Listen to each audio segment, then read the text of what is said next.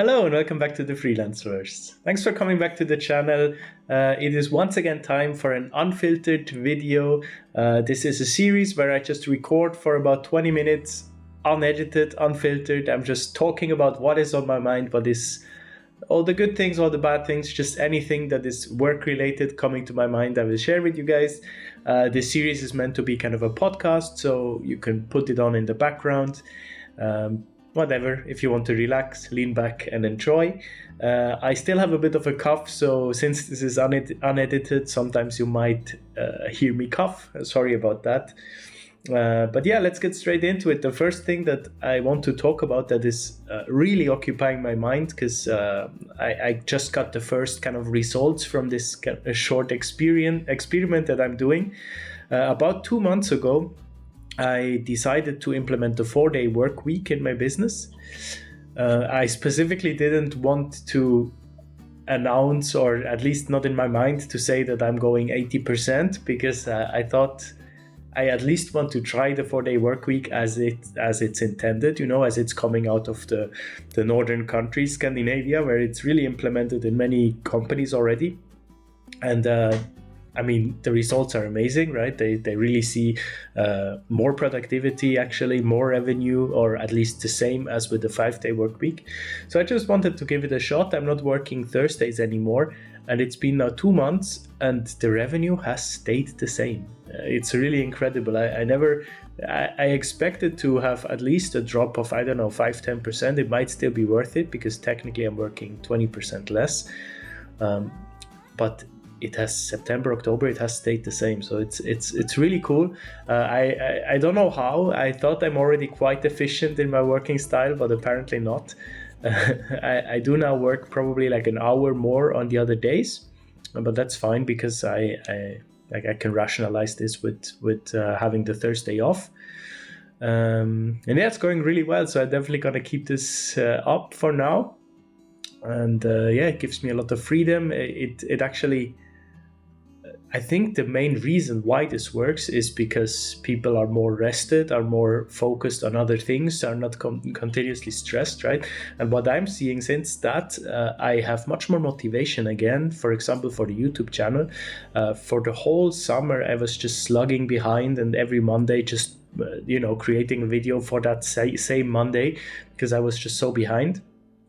And I didn't have the mental capacity, the motivation to at least like think a bit forward and try to plan ahead. And now, since I'm doing this, I feel like I have a lot of plans for November. For example, I'm doing kind of an expert November where I interview a lot of people. And so the whole of November will be experts coming on the channel, sharing their wisdom. And I have that all set up now. I'm already filming some of the episodes. And it just feels like I'm getting into the groove again, which is super cool, because usually around this time of the year, I'm losing my groove, and I just can't, until the end of the year, I'm just kind of floating about. And now this seems to have happened this year in the summer, and now I feel more on track again. I don't know if it's related to the 4-day work week, but I could see it, because I do feel much more rested and motivated. Just kind of like, I want to go, I feel like I have energy and I have motivation to keep going, and that's really rewarding. I'm not saying that everyone should do it, that it works for everyone, but just know that the 5-day work week it's just a concept, right? It's not proven that, or I don't know who decided that we have to work Monday to Friday. I mean, it used to be Monday to Saturday, right? I remember still going to school on Saturdays as a young kid. While I was maybe in 3rd grade or 4th grade, it changed in Switzerland, and Saturday was not school day anymore. But yeah, we used to have 6 days a week school, and now that's kind of unthinkable, right? But why is that unthinkable? No one knows. It's just now that the done deal is Monday to Friday, but it might as well be Monday to Thursday, or it's all arbitrary anyways.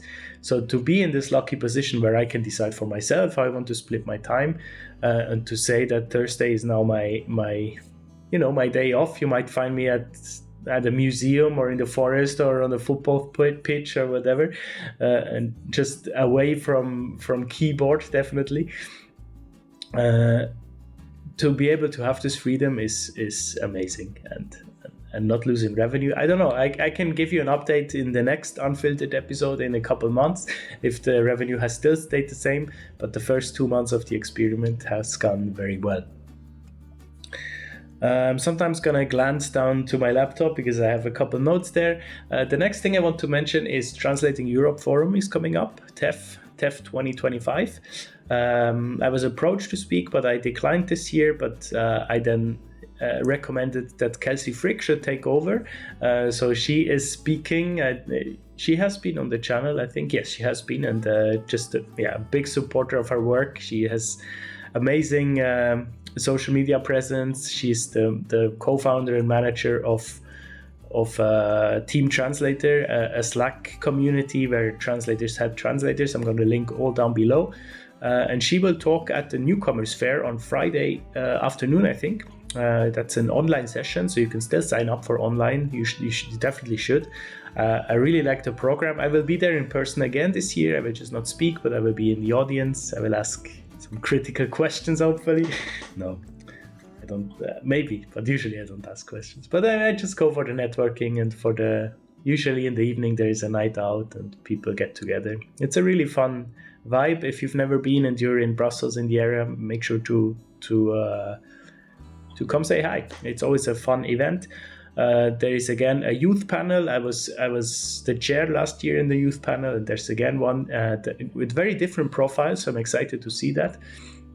There are some really cool debates. Like there's a panel where Balázs Kiss from MemoQ is part of, and it's kind of two industry leaders but debating two academia people. So they are kind of coming from different sides and looking at the profession of language specialist.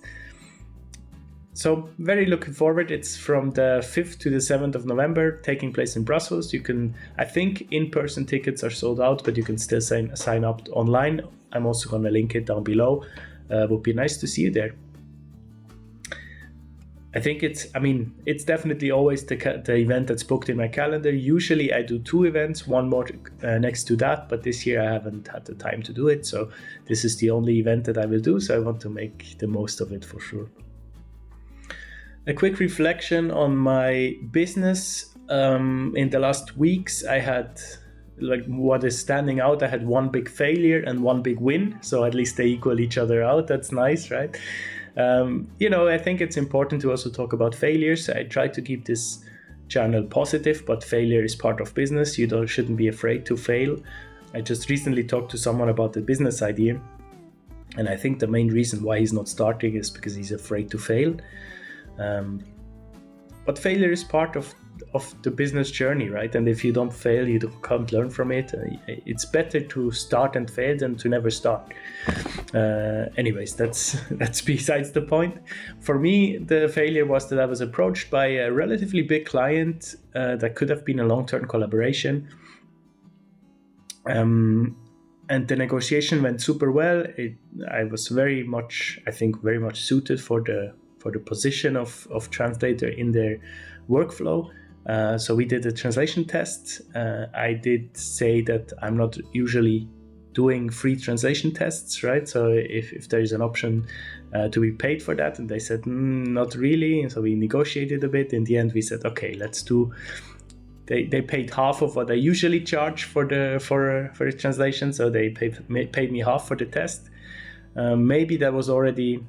I was a bit, already on the wrong side for them. But anyways, I did my best, and for some reason it just didn't really flow. I was not. Usually, I'm quite happy with these tests because I spend a lot of time on it, way more than I would on a usual translation, because that's when you have to impress the client. So I usually make a loss because I spend a lot of time and make little money for it. But for some reason, this one I just couldn't get into it, and I delivered something that I was semi-happy with. And who would have guessed the client was not happy with it, and I didn't get the job. I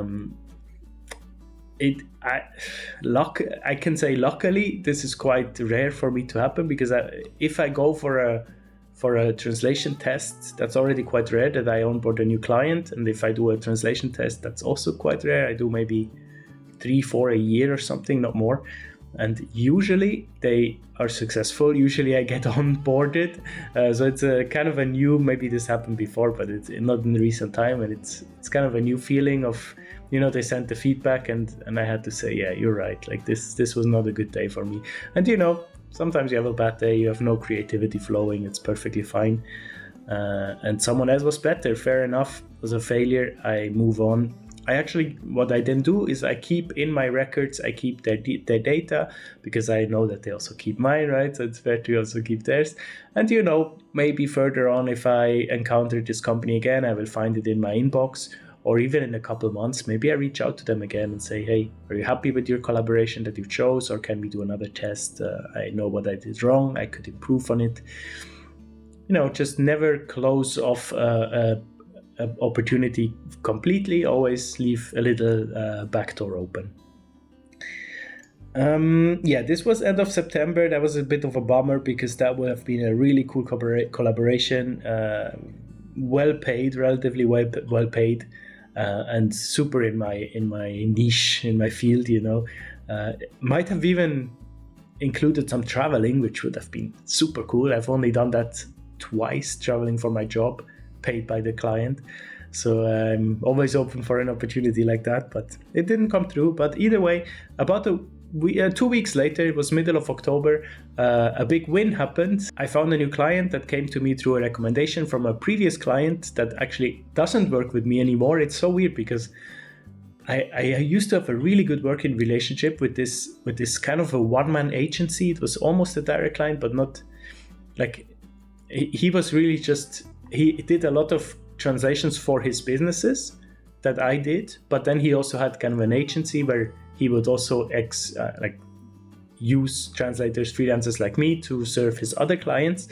So I was working a lot with him on his personal business and his clients' businesses in 2020, 2021, I think even 2022, and then suddenly it stopped. And I just thought, either he's out of business, either he found someone else, either he replaced humans with AI, whatever. I never expected to hear from him again. And then I get a referral from him. It's so bizarre. Actually, I should write him, because this client comes to me and says, oh yeah, this and this person recommended you. He's very happy with your work. Okay, I haven't worked with him for like 3 years, but okay, thank you very much. Maybe I was still in his mind for Swiss German and in the sports industry, and it's just the first name that came to his mind. I'm very grateful. I'm actually going to write him after this video, so that's a good point. And there was no test. They just said, we need someone that can help us out with adapting German texts for German for Switzerland immediately for our web shop. It's a huge project. Basically, the whole web shop has to be adapted to a Swiss audience. Can you start in October? And now I'm working on it. I'm probably doing 5 hours a week or something for this client now, already for 2 weeks, and it's gonna go for another at least 2 weeks, and it's a nice paycheck. So it's really cool, and they, there was no onboarding, nothing. They just trusted their referral and made me start working on it. They actually wanted me to work on the whole full file without feedback, and I said, no, can we please do. I deliver the first batch, you give me feedback, what I'm doing right, what I'm doing wrong, because I'm not going to do the whole, I don't know, 30, 40 hours of work and then get the bad feedback. So I'm just going to do first 5 hours, tell me if I'm on the right track, and then I continue.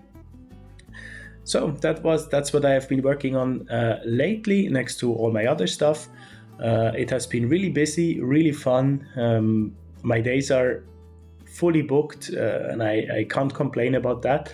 But one thing I want to mention is I read an article early this week, or last week actually, from the Chartered Institute of Linguists.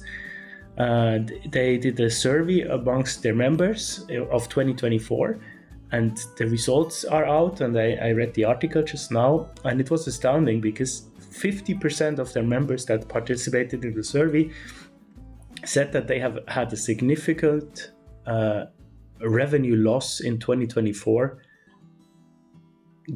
probably due to machine translation, AI, etc. And that was striking to me, because I knew that a lot of people are struggling in the industry, but 50% of the chartered linguists, which is a very established organization, and if you're part of that, you should be I mean, you have to be really professional, right? You have to prove your worth to be able to join this professional association.